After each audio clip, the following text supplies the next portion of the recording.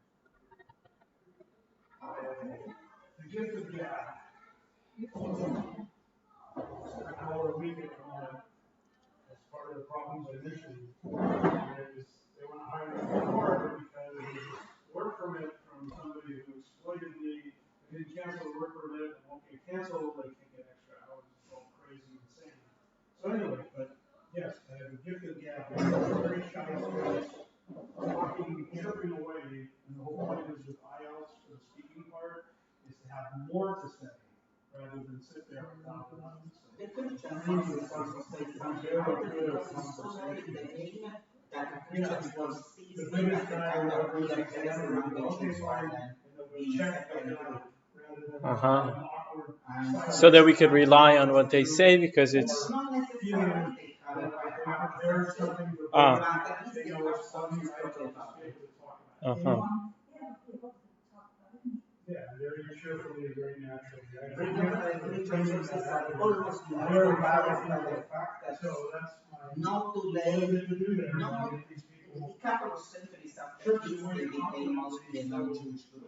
Mhm. And they identify themselves as Jews? They identify themselves as Jews? Uh-huh. Yes.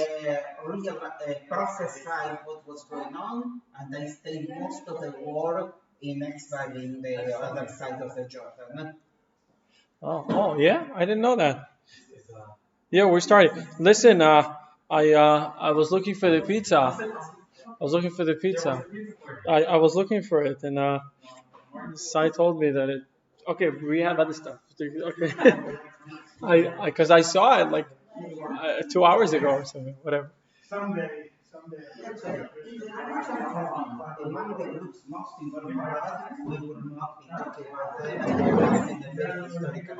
Uh huh.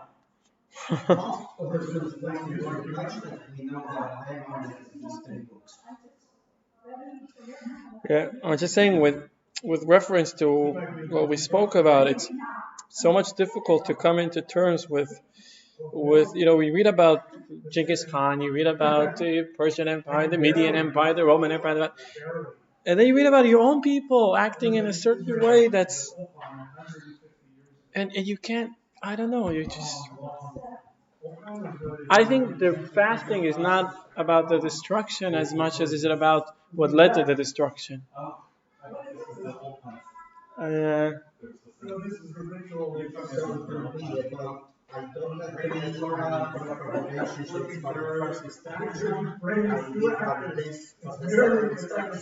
yeah, it's still hours. Okay, let's begin. Where's Ido? Ido, you left? Okay. So there's a story about you have to eat. It's better when you eat. That means your mouth is occupied, so you can't disturb me. That's that is all about completely. Yeah, eat, drink, just be keep yourself occupied. Open your ears though. Okay, cracker store. I'll remind you. So this is the night of Yom Kippur, and thousands of people are gathered in. Okay, maybe hundreds of people are gathered in a synagogue, and the rabbi is talking about love and hate, and how we reached a state where everyone feels bad about another person, and how everyone has enemies. And the rabbi poses a question: is there someone in the room who has no enemy? Oh, it has now enemy. It's supposed to be no enemy. Okay, sorry, my typo. Okay, has now enemies. I think has now enemies also could work, but has no enemies.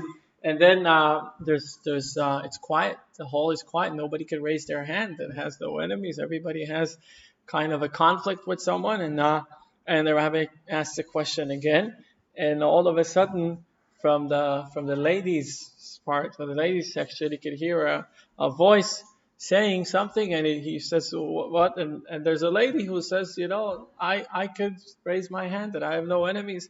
And the rabbi was going on, and he says, "Look at this lady. She's 95 years of age, and she finally reached a state where she understands you could forgive, and people forgive her, and they're not upset." And he hears and somebody's disturbing, and it's the lady again. And he says, "Yes, you said you have no enemies." She said, "Yeah, but you didn't let me finish my sentence. I have no enemies because they're all dead by now." uh, yeah. So living is loving, and a lot of people, unfortunately, living is hating also. It's just a part of who we are. We love, we hate, and it's kind of the way people are, regardless of religion, faith, race. We could find that in all races, in all religions, in all cultures.